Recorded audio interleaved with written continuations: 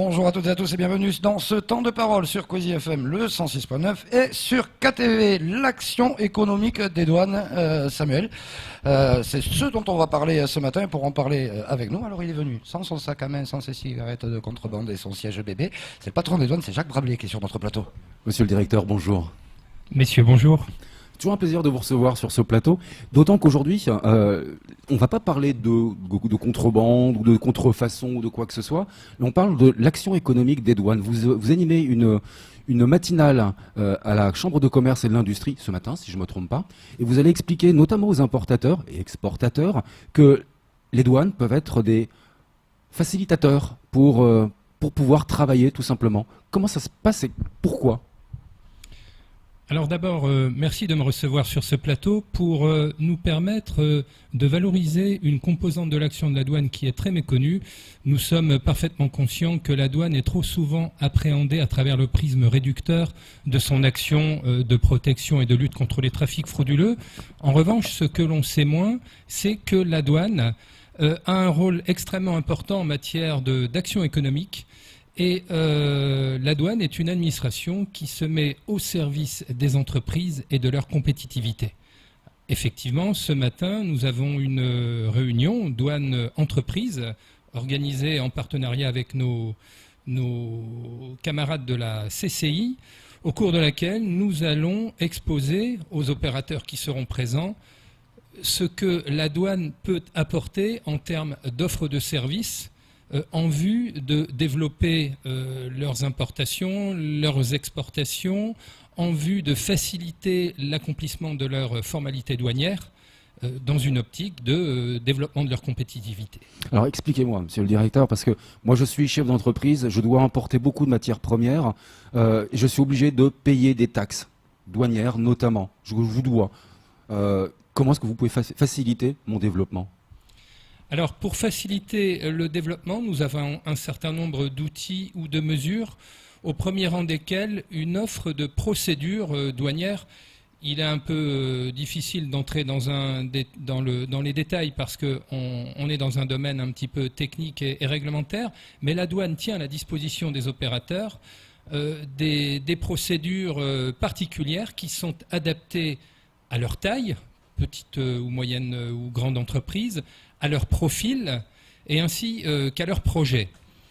Nous assurons également auprès de ces entreprises la valorisation d'un certain nombre de statuts qui leur offrent des facilités en termes de commerce international et notamment en particulier le statut d'opérateur économique agréé que nous allons valoriser ce matin et nous aurons le plaisir d'honorer le premier opérateur économique agréé à Mayotte en lui remettant un certificat.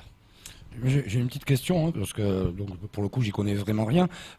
Ces mesures que vous proposez, ça ne chevauche pas le job du transitaire ?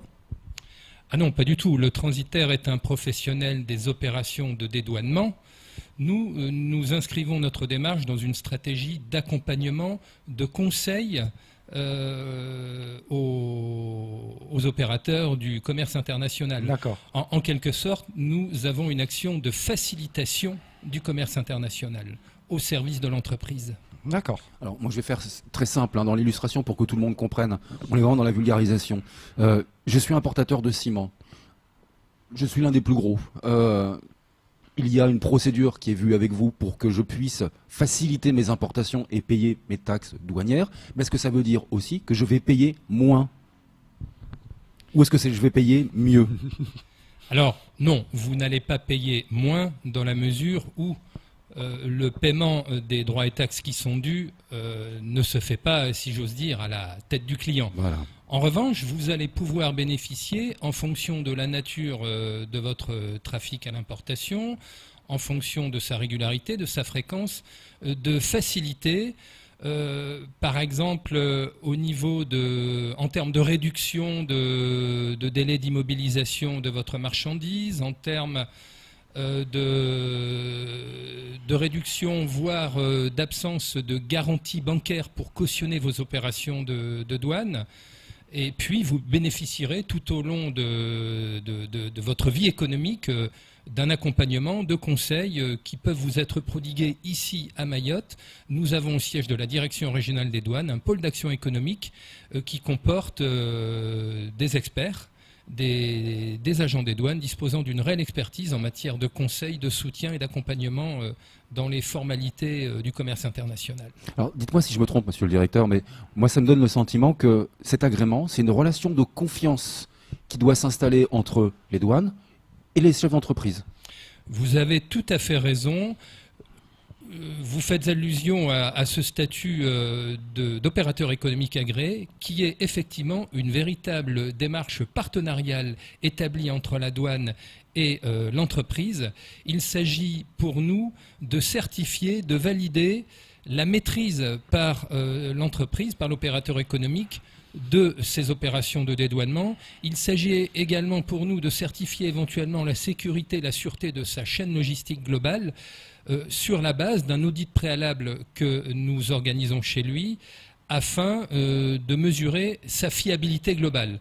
Cet examen, il est extrêmement complet puisqu'il nous amène à balayer tous les processus internes de l'entreprise, qu'il s'agisse de la compétence professionnelle à proprement parler de l'entreprise en matière de maîtrise de ses opérations de douane, mais également on s'intéresse à sa solvabilité financière, on s'intéresse au mode de conservation et d'archivage de ces données.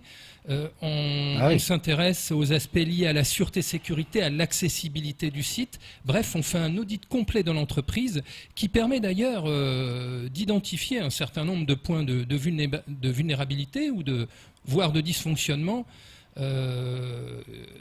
que l'entreprise est d'ailleurs ensuite en mesure de corriger. C'est ça, vous êtes en train de déshabiller, enfin vous déshabillez totalement le process et le fonctionnement d'une entreprise afin de lui accorder un agrément. Ça ne se fait pas sur un coin de table en buvant un café. Ah non, pas du tout. Ça se fait pas sur un coin de table. C'est une procédure, un processus assez long puisqu'il met en moyenne 9 à 12 mois. Ah oui. Il est réalisé par un service spécialisé d'audit de la douane. Et à l'issue de cette période très longue, qui est une période d'échange, une période contradictoire, nous délivrons ou pas, d'ailleurs, ce certificat dont je précise qu'il a une reconnaissance européenne, puisque il est valable, il est reconnu par l'ensemble des administrations douanières des 28 États membres. Donc, il est valable de Zagreb à Tallinn et de Ljubljana à La Valette, en passant par Paris, Rome et Berlin. Alors, ça n'exempte pas les personnes morales qui sont agréées, ça ne les exempte pas de tout contrôle douanier. Mais disons que ça facilite leur vie dans leur travail, tout simplement. Ça ne les exonère effectivement pas de tout contrôle douanier. En revanche, lorsque leurs marchandises sont par exemple sélectionnées pour un contrôle, ça leur donne une priorité dans le traitement de leurs opérations douanières. Ça réduit les temps de contrôle, les durées d'immobilisation des marchandises. Donc, en définitive, c'est un facteur de réduction de coûts pour l'entreprise. Et puis surtout, une entreprise qui est labellisée sûreté, sécurité, ça lui permet d'en tirer un avantage concurrentiel dans ses relations internationales avec des États, notamment avec lesquels la France, l'Union européenne, et à travers elle la France, a signé des accords de reconnaissance mutuelle. Je pense notamment à des grands États comme les États-Unis, mais la Chine. À Mayotte, nous sommes impactés par des courants de marchandises importants avec la Chine. Et c'est un dispositif particulièrement important dans nos relations commerciales avec la Chine. Donc une meilleure compétitivité des entreprises, d'où le développement économique que vous proposez à travers ce service-là, l'agrément. Oui, cet agrément d'opérateur économique agréé, en fait, c'est un agrément dont l'idée a germé dans le contexte post-attentat du 11 septembre 2001. La question qui s'est posée à cette époque, c'était comment concilier la mission de police des marchandises qui échoua à tous les services douaniers du monde avec sa mission de facilitation du commerce international. Il ne s'agissait pas que l'accroissement des contrôles liés à ces problèmes d'attentats devienne une entrave au commerce international. C'est la raison pour laquelle les décideurs au niveau de l'Union européenne ont imaginé ce statut d'opérateur économique agréé afin d'établir un véritable partenariat de confiance à l'issue d'une période d'évaluation, un partenariat visant à labelliser l'opérateur économique. Ça permet aux douanes de toute l'Union européenne de le considérer comme un partenaire fiable. On le transforme en quelque sorte en un opérateur premium. Mmh. Alors, ce matin, ça va être une date à marquer d'une pierre blanche, puisque la première entreprise agréée va être présentée, va être agréée. Mais pourquoi c'est la première? Pourquoi est-ce que ça n'a pas été fait plus tôt? Parce que c'est un processus qui est super important. Alors, c'est effectivement un processus très important. Pourquoi c'est la première et la seule à ce jour? Eh bien, pour deux raisons. D'abord, c'est une démarche qui est basée sur le volontariat. Il faut au départ une demande de l'opérateur lui-même. Il s'agit d'un dispositif qui est non contraignant dans la mesure où, même si à terme on sait très bien que le Code des douanes de l'Union va avoir tendance à imposer le statut d'OEA comme étant la norme pour faire du commerce international, à ce jour ça n'est pas le cas, ça repose sur le volontariat. Deuxième raison, les critères pour obtenir ce label sont quand même assez rigoureux. Je vous ai signalé précédemment que nous devions balayer l'ensemble des process de l'entreprise. Je dois également ajouter que nous prenons en compte évidemment les antécédents, la moralité fiscale et douanière de l'opérateur. Évidemment. Et il ne s'agit pas à Mayotte de délivrer des agréments au rabais. Oui. Sachant que la reconnaissance est valable dans toute l'Union européenne et qu'il en va de la crédibilité de l'Union qui s'engage dans la reconnaissance d'un partenaire fiable, nous devons d'avoir le même niveau d'exigence que n'importe quel autre État membre, ce qui fait que certains candidats pourraient ne pas satisfaire à un certain nombre de critères. Moi, à titre d'exemple, pour essayer de comprendre, je ne suis pas une grosse boîte ou une boîte moyenne, mais je fais rentrer mon conteneur tous les 2 mois de Chine pour livrer 4 échoppes. Ça a un intérêt pour moi aussi ou pas? Oui, bien sûr, ça a toujours un intérêt, ce statut, dès lors qu'on se livre à des opérations de commerce international, en particulier avec un État signataire d'un accord de reconnaissance mutuelle. Et puis, il y a toujours cet aspect lié à la sécurisation de la chaîne logistique globale. Oui. Ça, c'est particulièrement important dans le contexte de menaces terroristes, en particulier dans lequel nous vivons. Ça confère indéniablement un avantage commercial et concurrentiel aux titulaires de l'agrément. Donc, c'est pas que pour les grosses boîtes? C'est pas que pour les grosses sociétés, ça concerne également des petites et moyennes entreprises, des entreprises de taille intermédiaire, ça pourrait concerner des TPE, même des très petites entreprises, ça concerne tous les opérateurs de la chaîne logistique, commissionnaires en douane, mais également affréteurs, stockeurs, logisticiens, et d'une manière générale, toutes les entreprises ayant des activités de commerce international. Je suis entrepreneur et je vous écoute en ce moment, comme je suis en train de le faire, et je me dis, mais c'est super, ça pourrait m'aider. Moi aussi, je veux être agréé. Qu'est-ce que je fais? Comment ça se passe? Le processus est relativement simple. Il suffit que l'entrepreneur candidat vienne se manifester auprès du siège de la direction régionale des douanes de Mayotte, à l'immeuble Jacaranda, auprès du pôle d'action économique, fasse part de son intérêt pour le statut d'opérateur économique agréé, et nous mettrons en branle le processus d'audit en expliquant que l'on s'engage pour une période représentant environ 1 an d'étude des process de l'entreprise et le remplissage d'un questionnaire d'auto-évaluation de la part de l'entrepreneur qui va faire l'objet d'une analyse attentive, détaillée de notre part. Et si les critères exigés par la réglementation communautaire sont satisfaits, eh bien, cela débouchera sur l'octroi du label, du statut à cet opérateur. Et combien ça va me coûter?